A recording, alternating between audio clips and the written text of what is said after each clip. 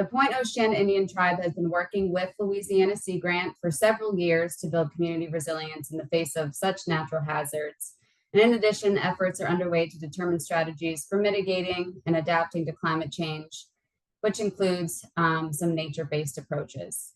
This work that we will be discussing here today is significant to maintaining the tribe's cultural heritage and traditions and protecting sacred sites and traditional territory. Before we begin, I just want to introduce our speakers who will be discussing all of the work that they're doing and the history of the tribe. We are joined by Cherie Matherne. She is the Cultural Heritage and Resiliency Coordinator of the PACIT. We are also joined by Haley Gambill. She's Marine Agent with the Louisiana Sea Grant, and then Dr. Matthew Bethel, Associate Executive Director of Research at Louisiana Sea Grant. So just a little structure on today's webinar. We're going to begin with presentations by Cherie. She'll be discussing the history of the tribe and changes impacting the environment and the commercial fishing community. Then that will be followed by a presentation by Haley and Matt, who will share their engagement, work with the tribe, and the climate adaptation efforts that they're working on. After both presentations, we're going to open up the webinar to Q&A and discussion. So I will just say, hold on to your questions if you have them. You can put them in the question and answer box as presentations are going on, and we will get to those once we hit the Q&A section. But at this point, I think I'm going to pass it off to Cherie, and she will start us off. So thank you. Let me stop sharing here.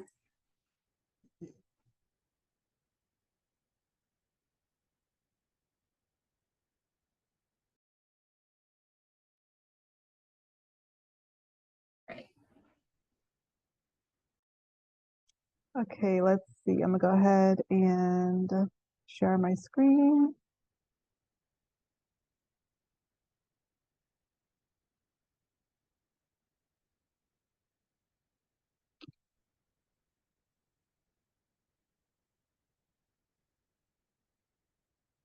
Okay, can y'all see my screen well? Full screen mode. Okay, thank you. Thank y'all for having me today. It is an honor to join y'all today and talk about my tribe, the Pointe-au-Chien Indian tribe. First of all, my name is Cherie Matherne. I am the Cultural Heritage and Resiliency Coordinator for the Pointe-au-Chien Indian tribe. I have been working for the tribe now for almost 4 years. I live here in the community. I was born and raised here most of my life. So this is, it's important to me because it's not only where I live, but it's in my blood also. This aerial shot here is an aerial shot of the Pointe-au-Chien Indian community. I think this shot here just puts everything into perspective as to how much our land has changed over even the past 50 years. The different ways that it has impacted not only our home, but also our livelihood.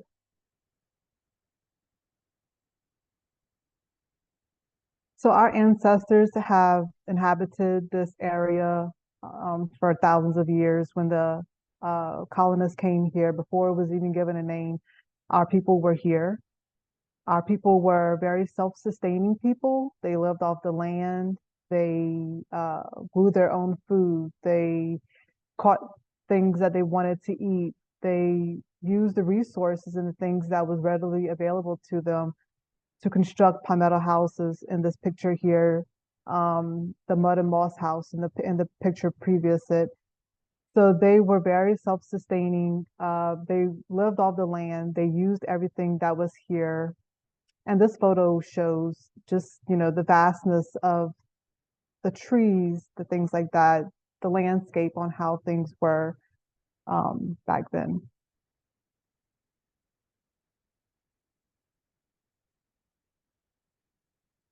This is a picture of my grandmother, and in the background, it's a houseboat, and she was raised on a houseboat. Her and her family would travel and stay part of the year here in Pointe-au-Chien, then move part of the year to the LaRose Cutoff area in Lafourche Parish. My great-grandfather was a trapper by trade, by his first trade, he trapped everything from muskrats to alligators to raccoons, anything that was available for them to catch, to sell the skins and to make a living. Because of the lack of education that many of our ancestors had faced, many of them moved into these trades because that's basically all they knew. My grandmother at a very young age was taught how to skin animals, and so they helped out with what would be called the family business of helping to provide for the family. And that is something that she passed down to my mother and my sisters, my aunts as well. This is the photo of my grandmother and my grandfather. My grandmother is Pointe-au-Chien Indian. My grandfather is Alder Charles Indian. And my grandfather was also a trapper. He, like many people who lived here, learned from their ancestors. They learned from the generations before them. They, trapped. He trapped alligators and muskrats was the main things. Nutras came in after also that he trapped. His first commercial fishing job was an oysterman. That is what my great grandfather did. So that is what he did. And like I mentioned before, the lack of education just really, that's what they turned to because that's all they knew. They knew that that's how they can make a living and how they can provide for their families. So that is what they did. This is my husband here in this photo. He is a multi-generational commercial fisherman. Many people here, tribal citizens who live here in the Pointe-au-Chien community are commercial fishermen. They have learned that, like our ancestors before, it's just been passed down. And that's, their roots. It's in their blood. It's their livelihood. It's not only how they provide for their families, but it is also their main source of their diet.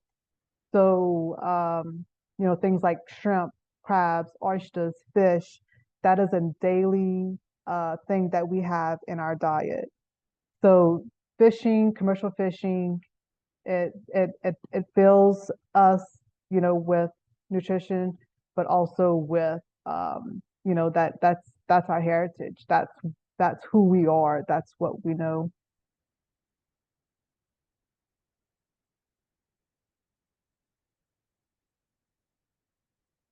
Here's a photo that I got from the climate.gov on NOAA's website, and it just kind of puts things into perspective as to how fast land has been lost here in Southeast Louisiana.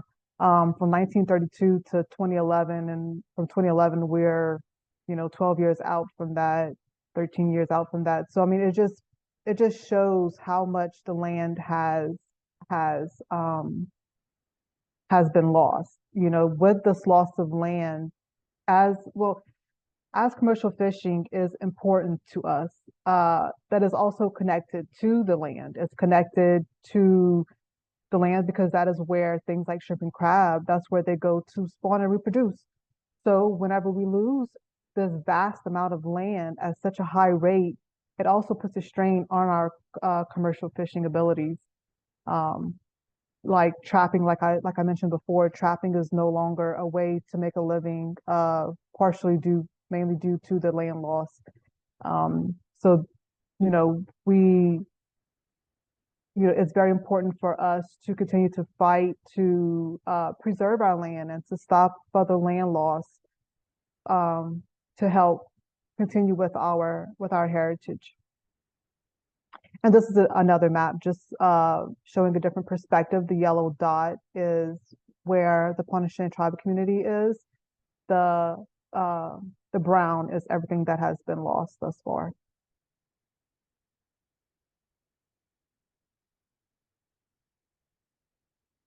And there's many factors as to why we have seen such rapid land loss. The Terrebonne Basin is the fastest eroding basin in the U.S. Partially all these different factors, the different factors that have caused this is the leveeing off of the Mississippi River. Whenever you don't have any more sediment coming down the river to help build up the land begins to sink. Also, oil exploration here in this map here, you can see some signs of the different canals and the different things that they've dug. Bayous are more natural flowing. A lot of the canals that the oil companies dug to get their equipment in are more straight. So you can kind of tell those apart. When the oil companies came in the early 90s to explore for oil in this region, they did not cover up and backfill any of the canals. So with the things of the sinking of the land, and then also storms coming in, it allowed that saltwater intrusion to really come into these canals that were man-made, dug by man to further erode the land. Here also on this map, you see we have Lake Chien and Lake Felicity. These all used to be separated. Now one just flows into the other.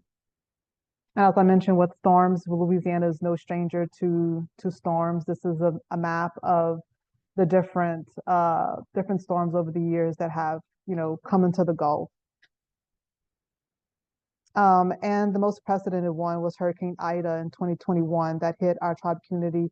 The eye of Hurricane Ida first made landfall in Grand Isle and then came over and made her second landfall right over the Pointe-au-Chien community.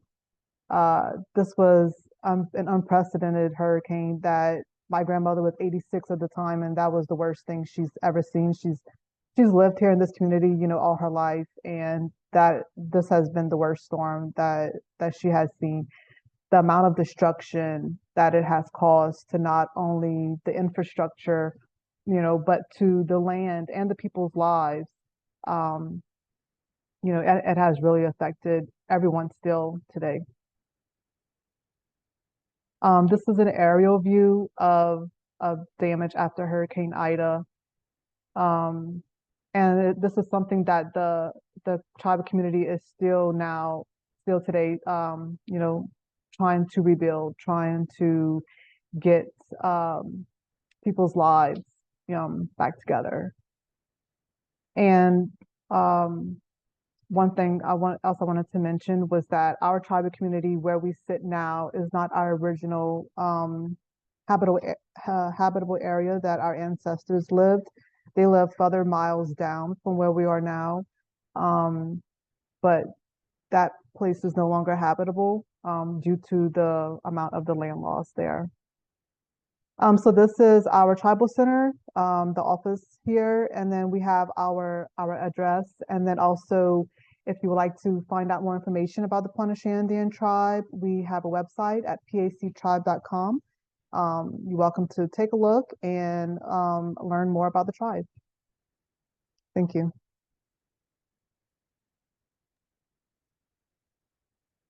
Thank you, Cherie. That was great. I'm going to pass it off to Haley and Matt now.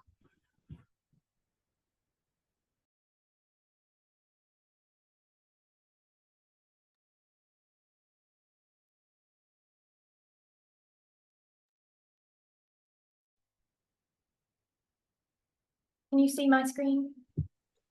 I can see it, but it's not the full screen yet. Not the full screen yet. Okay. Now? Yep, now it's full screen. Awesome.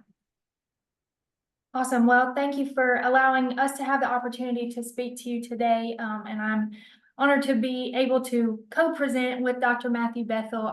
Again, my name is Haley Gambill. I'm the Marine agent with Louisiana Sea Grant, who serves this area of both Terrebonne and Lafourche parishes in which the Pointe-au-Chien Indian community and tribe inhabits. So we wanted to give a little bit of insight into Louisiana Sea Grant's engagement with the tribe through resilience and efforts of climate adaptation that we worked with the tribe under. And I've been in this role about 2 years, and I have been so thankful to be able to be warmly welcomed by the tribe and build upon the positive relationships and networks that Dr. Bethel already built through multiple projects.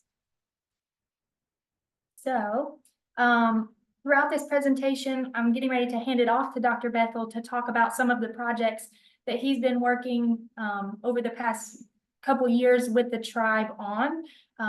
Before talking about some additional involvement within the community, connections that I've been able to build, learning from the community and from the tribal members. And then we're going to talk about some best practices for engagement and transferability of different methodologies and results of this work.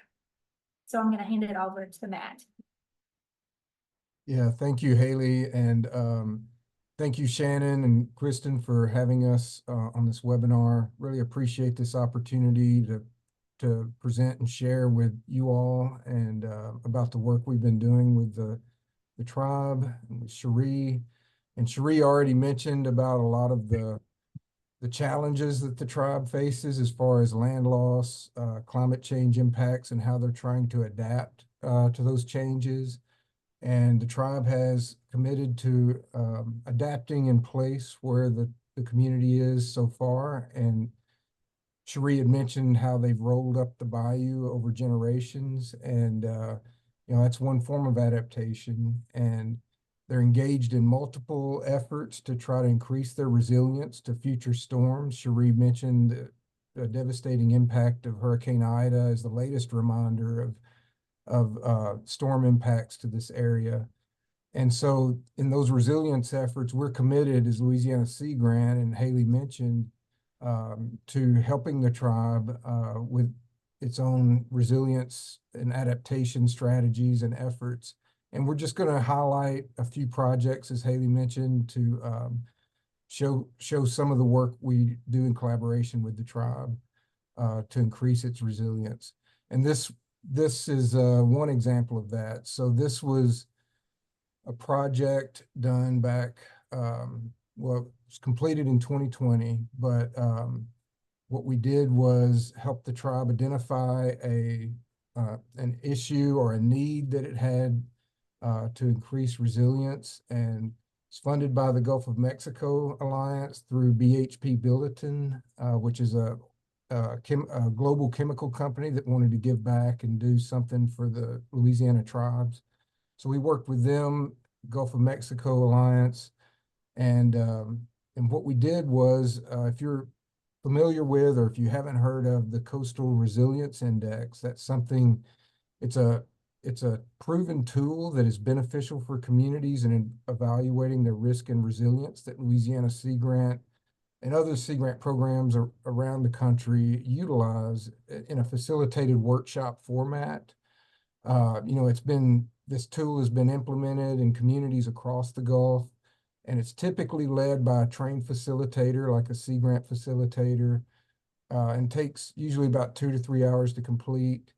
The community receives a resilience score from this workshop, but the discussion really is the most important thing that comes out. And so the discussion is geared around a series of questions that highlight areas to focus resources. And then we develop a final report based on the workshop that communities have used in grant applications to address needs that are identified in the workshop. And so we did a workshop with Pointe-au-Chien, and one of the needs that came out was this bulkhead and dock. And you can see the picture here. This is across from the tribal community center that Cherie showed in the picture, across the road from that. And they had an old dock that was falling in. The shoreline was badly eroding toward the road. And this dock is used by the fishermen in the community and to bring groups, school groups, other people that come down to show them some of the issues that the tribe is experiencing, this community is experiencing, and take them down the bayou and show that. And so this project was selected through the CRI facilitated workshop as creating a bulkhead dock area, which would allow the community to have a safe spot to tie up their vessels, as well as potential ecotourism opportunities for the tribes to safely bring people out and show them what's happening in their traditional area, their lands. Haley, if you want to advance, yeah, thank you. So these are after pictures of once we identified the project in collaboration with the tribe, and then this project was identified, and then we had money available in the grant to do help them build this dock. The tribe also used volunteer labor to supplement, but you can see the difference here. And that dock is across from the community center, like I said, and it provides safe access down the bayou for groups that come to see the community, and tie up for the tribe members, their fishing boats. Okay, Haley. And then, so that led to another project that I'm going to share a little bit about. We call it the TCRI. So it's the Tribal Coastal Resilience Index. And so this was identified as something, so back up a little bit, when we did the CRI with Pointe-au-Chien, we also did the CRI with the Jean Charles tribe, Jean Charles Choctaw Band. And so we did that with 2 state recognized tribes, and we realized that not all sections of this tool were applicable for these communities. And so, you know, with their unique governance structure, their unique cultural identities and ties to the land, the place-based communities, we realized we identified a need to refine and customize the CRI for use with tribes. And so we got funding from the EPA, Gulf of Mexico program, to enhance the CRI by creating this version that's more applicable to tribal communities and include their traditional ecological knowledge and locally relevant data and tools. And so you can see the objectives of that project were, and it's an ongoing, I'll show you in the next slide where we are in this process. But again, this project has funds in the budget that once we pilot test the CRI, the TCRI, that we implement another resilience project in the community that comes out from that facilitated workshop, a need identified. And so the idea is that the Pointe-au-Chien pilots this, but it would be generally applicable to communities, indigenous communities, tribes like Pointe-au-Chien. Okay, Haley. And so here's where we are. We did, you know, amongst the tribe members, surveys, informal interviews. We, you know, developed a discussion guide for the focus group meetings that we held with younger tribe members and older tribe members, and also some external partners to the tribe, like parish officials, federal, state officials that they deal with on these types of projects, permitting and that kind of thing. Then we work with social scientists, and we did qualitative data analysis of all of that information and the coding that then informs the draft of the TCRI where we are now. And then we're getting ready to pilot that with the tribe and its external partners and identify that need later this summer, that then we can then support with that funding we have in the budget. Okay, Haley. And I think this is maybe the last project example I'm going to share with you, and then turn it back over to Haley.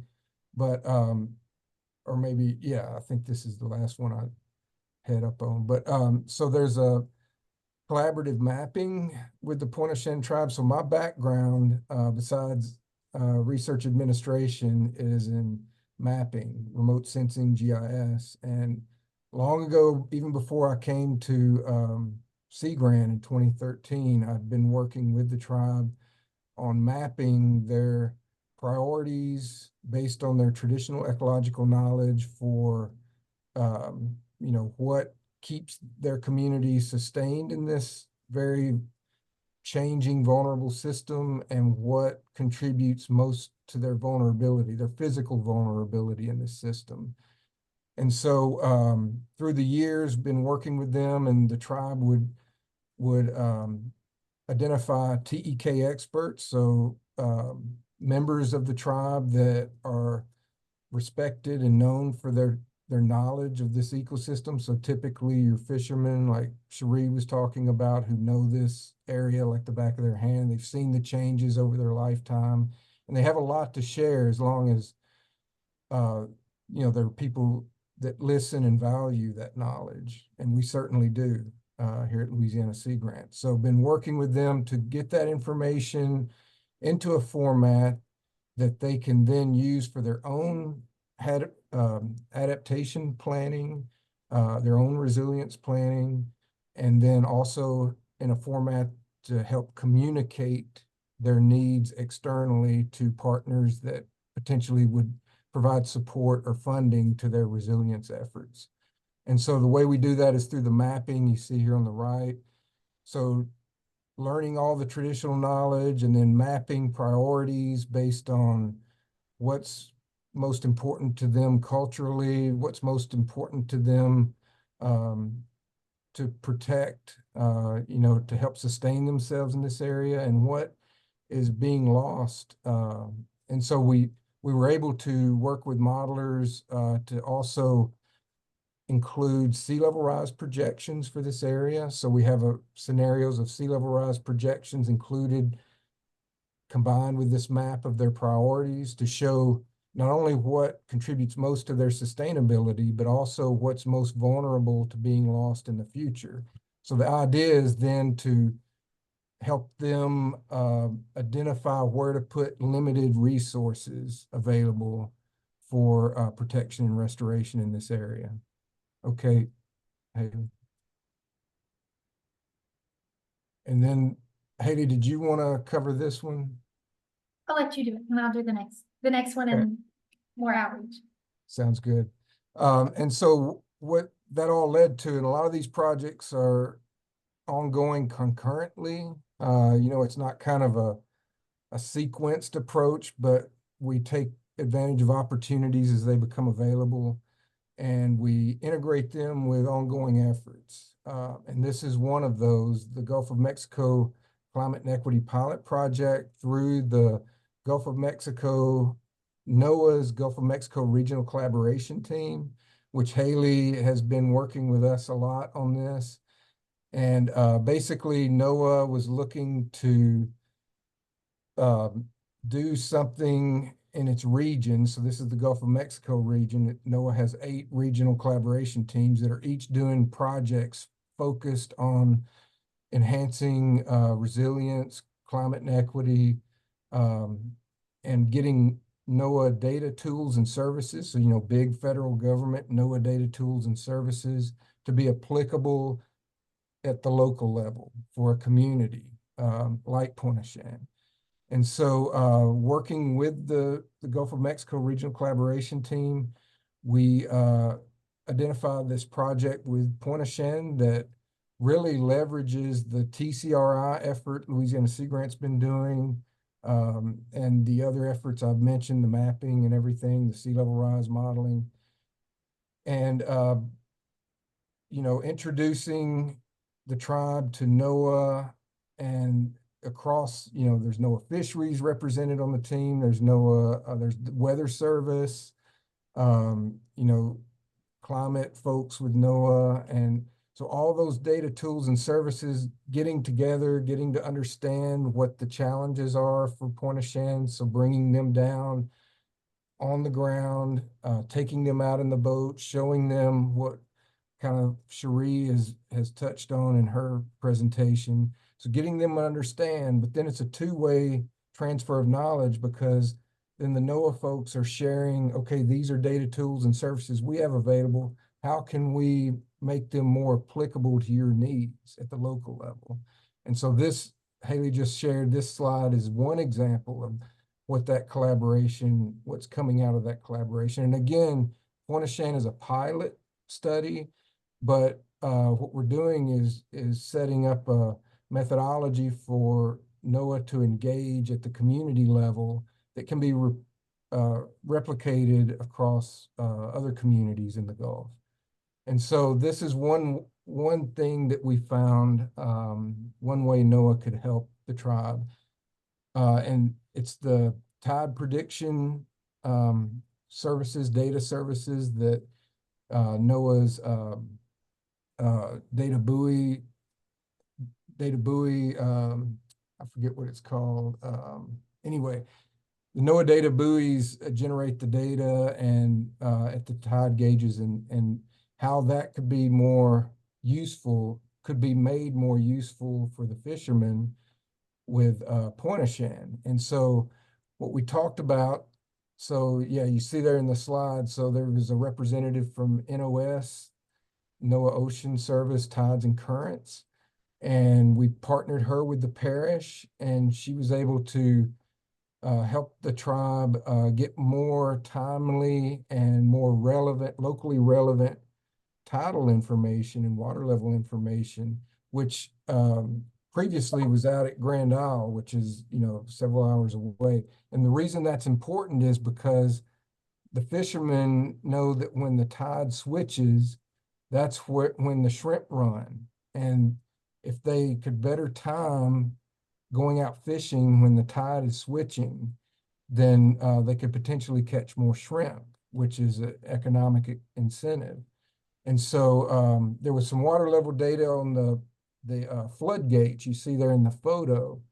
And the fishermen already use on their cell phone, the parish, the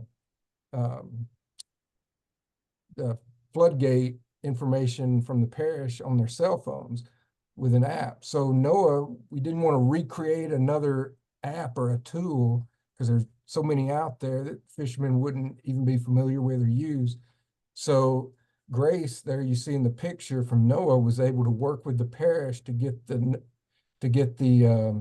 NOAA data on that app that the fishermen already use, so they don't have to learn another app. They already use that app. So that was very important for NOAA to understand and how its data can be used. And that's just one example that we wanted to share.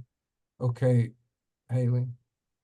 Yeah, so as Matt said, there's been concurrent projects, but a lot of simultaneous projects. And so when I came into this role, Matt was gracious enough to let me learn from the tribe and learn from all the work that he's done. So this was a project that was the first phase one planning phase was kind of underway, and then I was a little bit more involved in the design phase, but this project was funded by National Academies of Sciences. There's a lot of acronyms, so they're written all over my desk to try and remember. But this was looking at a living shoreline design approach in support of the tribe's climate adaptation strategies and efforts. And so the planning phase of this grant consisted of a number of focus groups in which a lot of the tribe members revealed that they did have positive associations with projects that used these living shorelines, these nature-based solution efforts.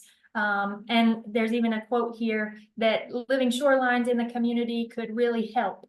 And that was kind of the sentiment of people from these focus groups. However, not all of the tribal members were familiar with nature-based solutions, the options that are to be had with these solutions and in living shorelines. So the part of the project that we're working on more recently and right now is the phase two and the design of that. So the goal of this is to work with, as Matt says, these TEK experts, these traditional ecological knowledge experts, members of the tribe and community, and work with subject matter experts, people who have a great and strong background in mapping, in modeling, in nature-based solutions. So to design a living shorelines network that would be able to mitigate the impacts that this community faces, while also honoring their cultural heritage and including things that are important to the community. So identifying specific areas that are important to the community. So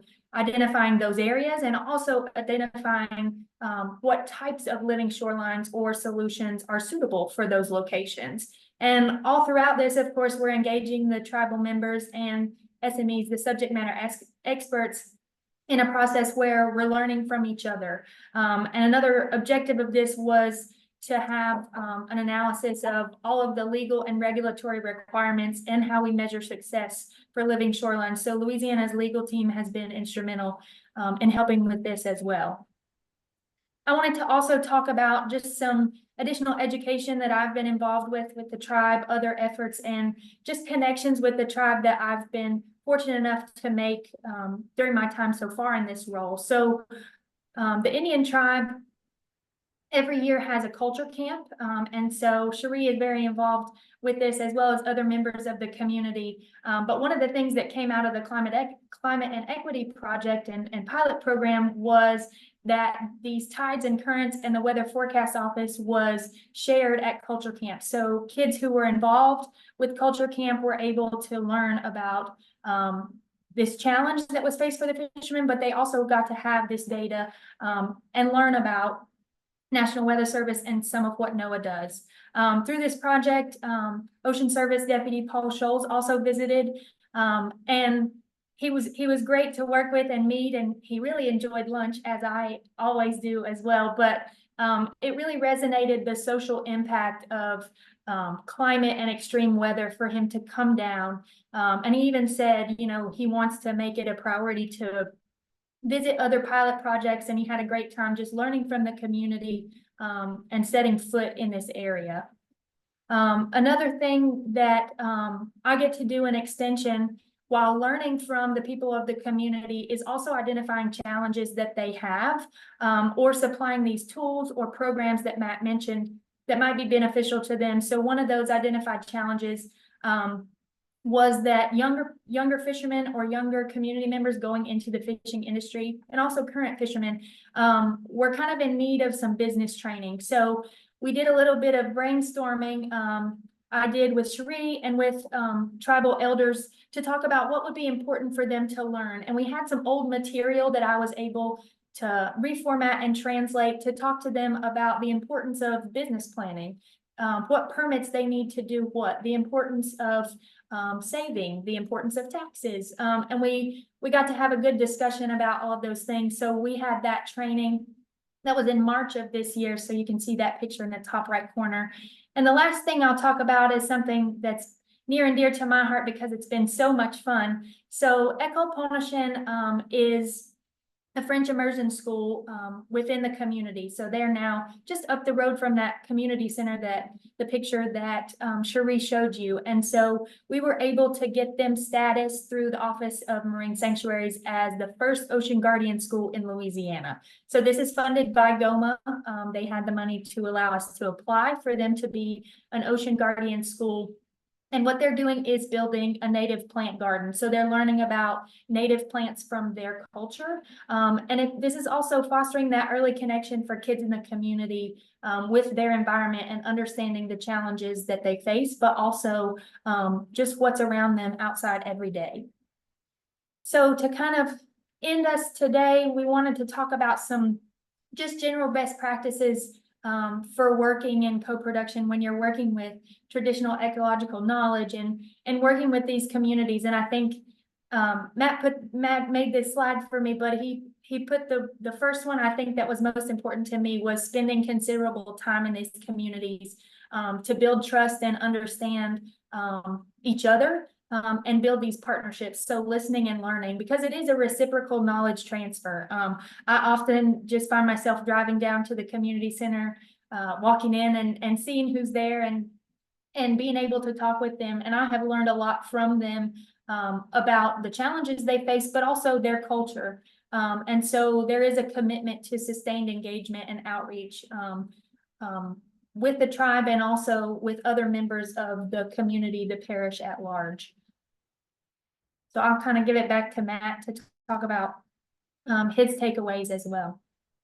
Yeah, thanks, Haley. That was great. And yeah, just we listed a few bullet points here. I mean, it isn't an exhaustive list of recommendations, but a lot of these come from related efforts with tribes and indigenous communities around the Sea Grant network. I'm part of what we call the Traditional and Local Knowledge Sea Grant Visioning Group. And so we all are working, well, most of us in the states, Sea Grant programs exist, are working with tribes or indigenous communities. And, you know, we share and learn from each other. And these are some of the recommendations that come out of that for people that want to work in this space.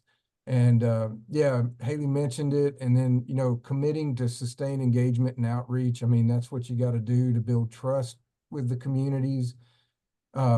You know, and evidence of that, Haley shared about the NAS award that we got to develop the network of living shoreline design.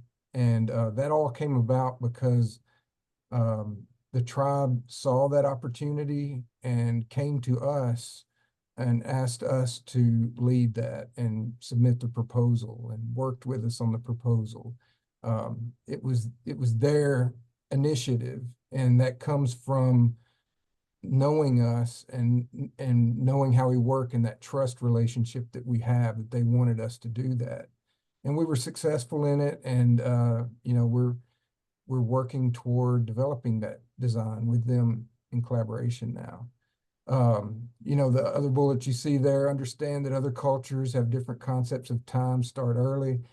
Yeah, that, I mean, as a researcher, you know, you get grant awards, you're in a structured kind of system where you've got a start date and end date, you've got milestones.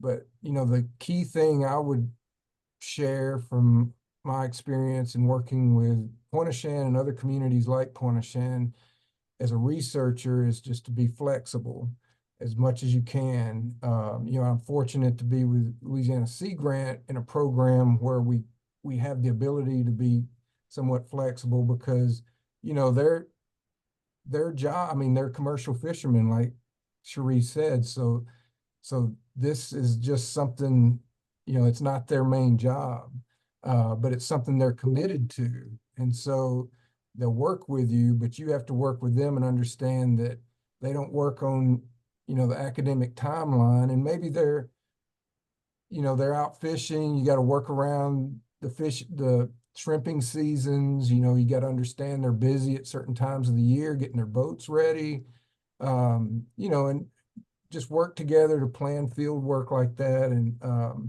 you know, sometimes the weather just isn't favorable for it, or sometimes they have other cultural events and things going on that you just got to adjust your plans. And so, you know, that just comes from working with communities like this, and then understanding, you know, ownership or sovereignty of knowledge. That's really important. You know, we have in the university process IRB. I guess everybody's familiar with that. But more and more, we're seeing these communities like Pointe-au-Chien come up with their own research protocol agreements, their own data sharing agreements, where any researcher has to sign off on before working with them, because they have certain data and information that they want to keep within the tribe that's culturally sensitive or whatever. You have to understand that and respect that from the get-go of working with a community like this. And then align the projects with the long-term goals of the community. Remember, working with communities, what is the, you know, they get bombarded with all these researchers, especially now with so many opportunities around working with tribes, indigenous communities. You know, they're a small community. They don't have the capacity to do everything that they get hit up with by researchers that have these great ideas, and they probably are great ideas for research, but, you know, the tribe has to see a benefit to them in it. You have to work with them to understand what their community goals and strategies are, especially related to resilience and climate adaptation. And you have to really work with them to formulate the research idea and approach rather than conceive it and then just go to them to sell it. You know, it's more of a collaborative thing that happens when it really works, or it's worked best for us, or, you know, with Pointe-au-Chien and other communities like them. But basically, Haley, those are my takeaways. Great. And I think that's all we have. I put a slide with both mine and Matt's contact information. I'm sure it might be on the the network, and you can also send us an email through the network if there's any additional questions, but I'll turn it back over to Shannon, and thank you all.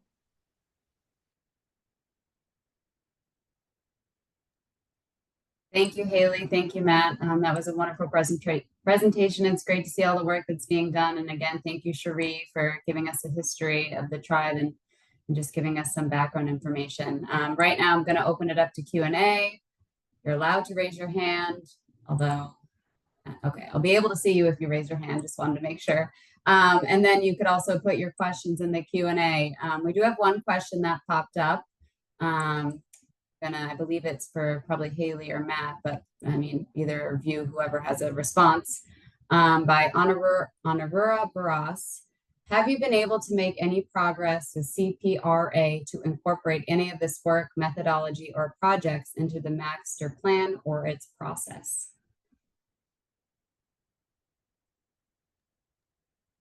Yeah, I can go ahead and answer, Haley, if you and Cherie want.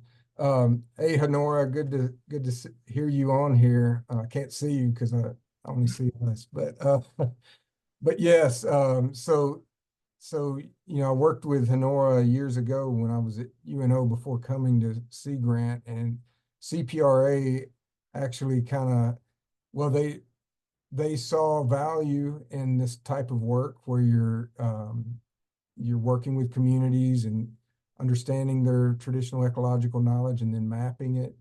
And they actually funded my postdoc at UNO to work with communities over in Barataria Basin, which included an indigenous community, Grand Bayou, there in Plaquemines Parish, to map that traditional ecological knowledge and get it into a format that's more digestible in the master planning process of the state here in Louisiana, coastal restoration and protection projects. So large scale we're talking about.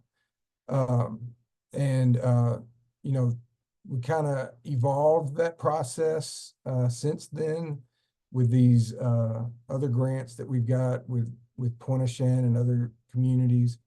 And I think, you know, in iteration since that master plan, which I can't remember, Nora, which one we were working under, that was back in 2010, 11, 12, on that project. If whatever iteration of the master plan that was. So in subsequent iterations, there's been a lot more emphasis on community engagement, stakeholder input. You know, they have the master plan meetings, which are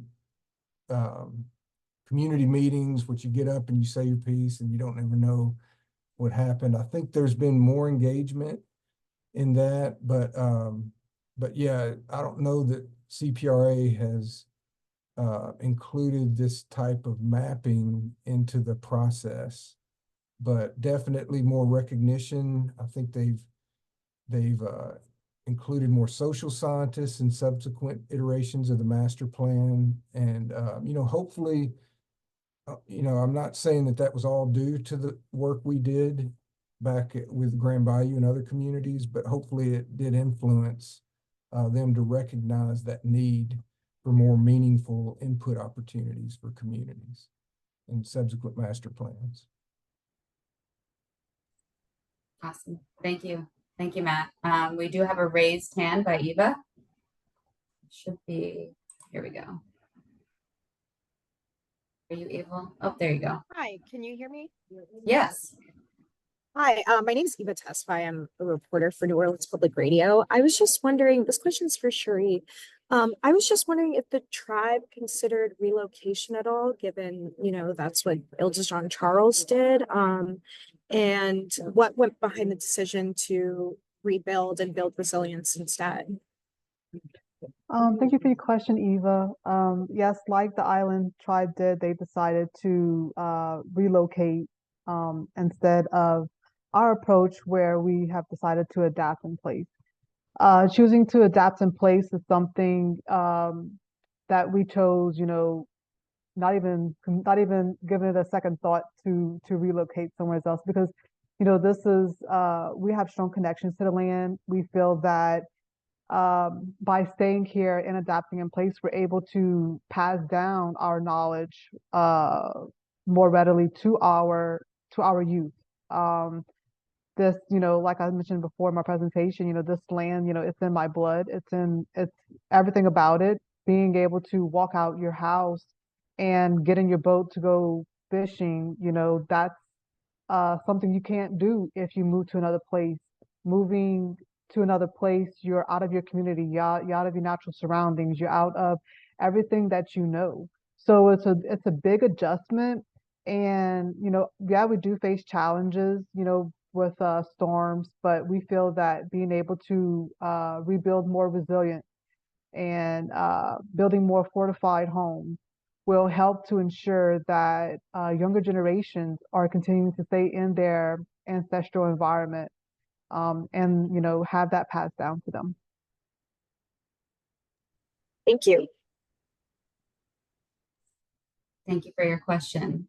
We have another raised hand by Kashif. Hi, thank you. I already asked one question, but I have another question from Cherie. I'm from LSU, a graduate student, but also working on rural confluence program here. So we are stationed in Montague. So my question is that regarding the sustainability of community, from our kind of interaction with the adjacent community here, is that the elements that kind of brings community together are basic facilities such as grocery stores, schools, recreation centers, hospitals, or anything that makes life more easier.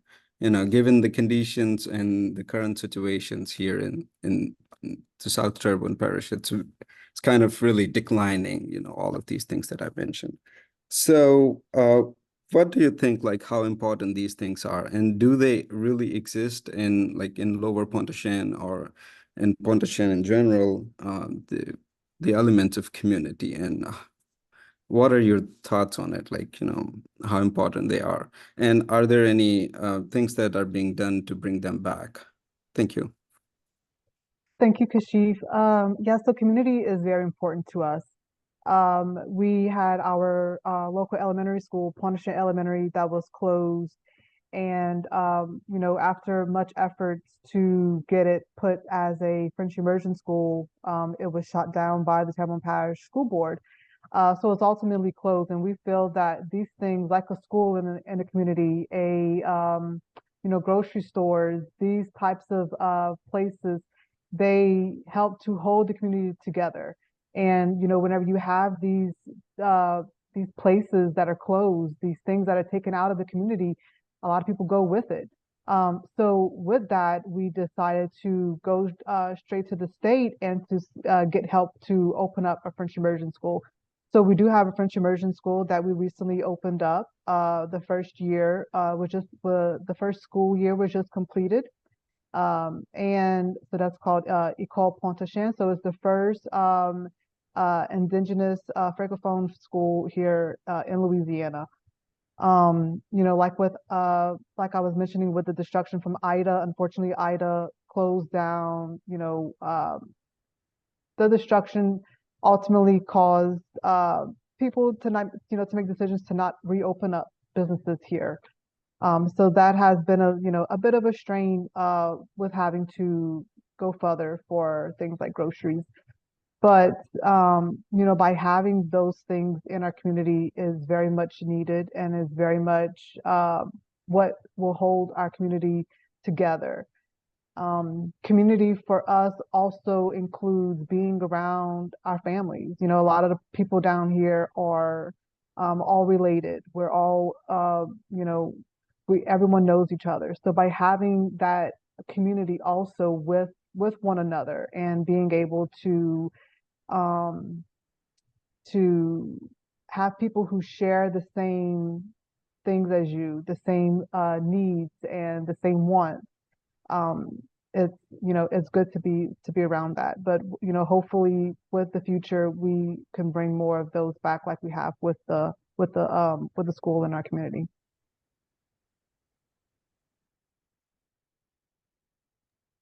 Awesome. Thank you. All right. We might have time for one more question. There's a question about how many tribal members there are. And then I think you already kind of talked about this, Cherie, but any plans for relocating? Yep, no plans for relocating. Although after Ida, we did get a few households to move out of what we consider our tribe. The Pointe-au-Chien tribal community is towards the the southern end of Pointe-au-Chien. So we did have a couple families that did move further. They're still living in Pointe-au-Chien, just a little bit further up. One of them was, was my family. We chose to relocate a little bit further. We're still in Pointe-au-Chien, but further upper into the community. The majority of the people, we don't want to leave. That's the furthest I would go, would be to further up, because, my husband is a commercial fisherman, and then, we were born and raised on the water, and that's our, that's what we know. And so that's where we want to stay on the bayou. And many people feel that way. They don't want to move to some place where they don't know anything. They don't know the land. They know people here, they know the land like the back of their hand. And as for tribal members, collectively, we have over 800 tribal members. Lower Pointe-au-Chien is more around like a little less than 200 with what we consider our tribal community here in Lower Pointe-au-Chien. Thank you so much. And we are at 2 o'clock. There was one more question that I'm just going to put out there if we can get a response for within a minute. It was, when talking about the things you mentioned to build resilience, what do you see as the biggest challenges the community faces in making them a reality? So maybe if there's one challenge you see in making them a reality before we sign off. The biggest challenge that we've seen is just to getting volunteer work, and then, help with funds to rebuild, building more resiliently, building more fortified homes goes into thicker structures and things, that require the labor and more funds to rebuild. So those two would be our biggest needs with that. So thank you so much. And I just want to thank everyone for attending the webinar. Thank you to our speakers. Thank you to the network's webinar committee. And I hope everyone has a great day. Thanks so much. Bye.